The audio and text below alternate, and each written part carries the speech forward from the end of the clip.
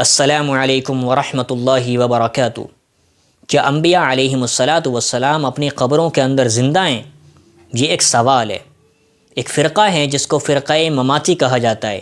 اس فرقے سے تعلق رکھنے والے لوگ یہ عقیدہ رکھتے ہیں کہ انبیاء علیہم السلام نعوذ باللہ اپنی قبروں کے اندر زندہ نہیں ہیں بلکہ وہ اللہ کو پیارے ہو گئے۔ ایک ویڈیو میرے سامنے سے گزرا قاری خلیل کا۔ مجھے نہیں پتا تھا کہ یہ قاری خلیل مماتی ہے۔ جب ویڈیو دیکھا تو اندازہ ہوا۔ ویڈیو کے اندر قاری خلیل سے کسی نے سوال کیا کہ یہ بتائیے کہ اللہ کے نبی علیہ السلام اپنی قبر کے اندر زندہ ہیں اور ان تک درود کیسے پہنچتا ہے؟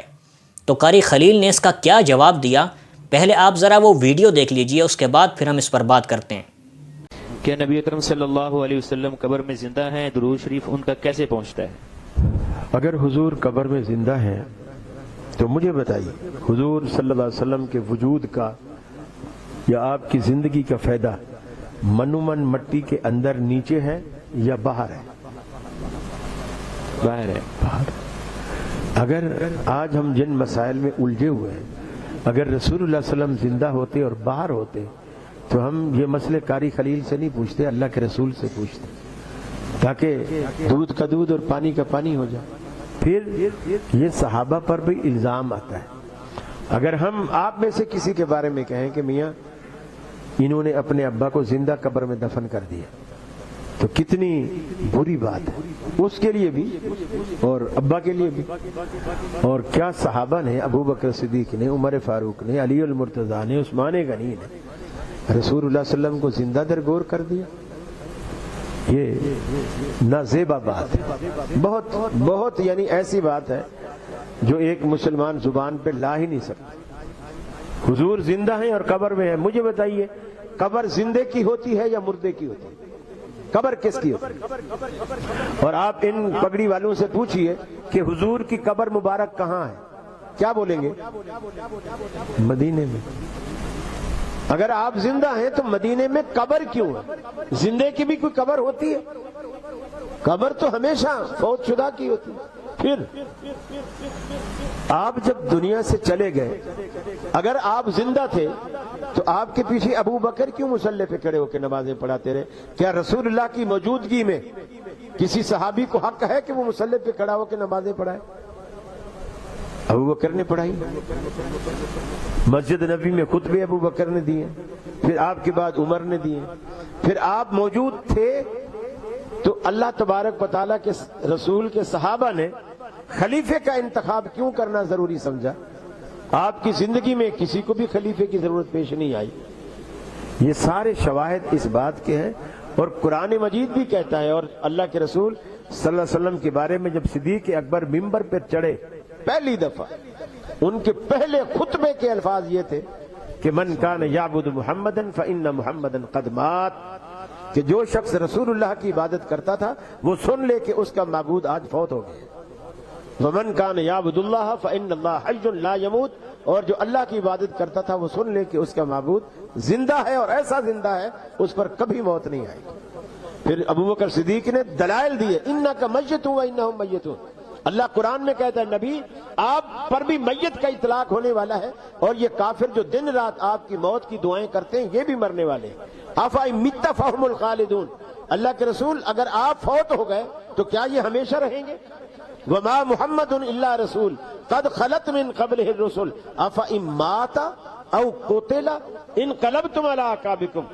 ہمارے آخری پیغمبر بھی ایک رسول ہے، پہلے بھی رسول آئے چلے گئے، اور آپ بھی اگر فوت ہو گئے یا قتل کر دیے گئے تو کیا تم ایڑیوں کے بر اسلام سے منحرف ہو جاؤ گے؟ بے شمار شواہد ہیں جو اس بات کو ظاہر کرتے ہیں کہ اللہ کے رسول اللہ کو پیارے ہو گئے۔ استغفر اللہ۔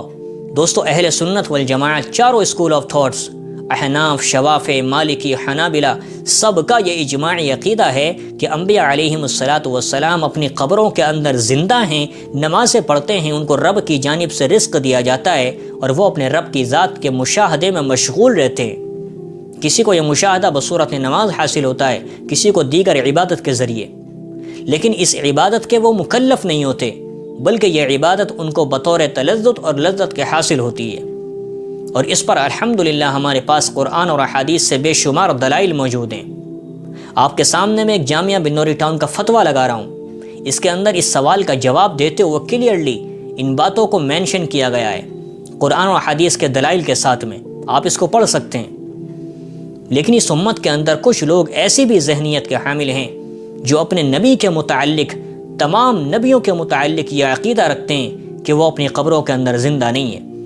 یہ لوگ صاف لفظوں میں تو نہیں کہتے کہ ان کا وجود ہی ختم ہو گیا، ورنہ ہر انسان سمجھ جائے گا کہ یہ کتنی گندی ذہنیت کا حامل ہے اپنے نبیوں کے متعلق، بلکہ دبے لفظوں میں یہ لفظ استعمال کرتے ہیں کہ وہ اللہ کو پیارے ہو گئے۔ دراصل یہ لوگ ایک بنیادی غلطی کر رہے ہوتے ہیں۔ جب ہم یہ کہتے ہیں، اپنا عقیدہ بیان کرتے ہیں کہ بھائی نبی علیہ السلام اور تمام انبیاء اپنی قبروں میں زندہ ہیں، تو یہ سمجھتے ہیں کہ شاید یہ لوگ دنیاوی زندگی مراد لیتے ہیں، جبکہ ایسا نہیں ہے۔ بلکہ ہمارا یہ عقیدہ ہے کہ انبیاء کو جو حیات حاصل ہے اور جو وہ اپنی قبروں کے اندر زندہ ہیں، تو وہ برزخی حیات کے ساتھ اپنی قبروں کے اندر موجود ہیں، اور یہ حیات ہر انسان کو حاصل ہونی ہے مرنے کے بعد، اور اس کا ذکر قرآن میں بھی ہے، احادیث میں بھی ہے۔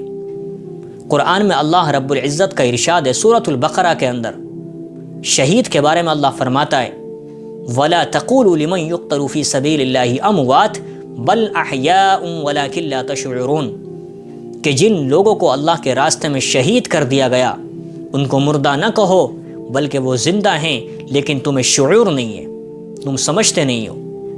اسی طرح آگے چل کر اللہ رب العزت ارشاد فرماتا ہے وَلَا تَحْسَبَنَّ الَّذِينَ قُتِلُوا فِي سَبِيلِ اللَّهِ أَمْوَاتًا بَلْ أَحْيَاءٌ عِنْدَ رَبِّهِمْ يُرْزَقُونَ کہ جن لوگوں کو اللہ کے راستے میں شہید کر دیا گیا ان کو مردہ نہ سمجھو، بلکہ وہ زندہ ہیں، اپنے رب کی جانب سے رزق حاصل کرتے ہیں۔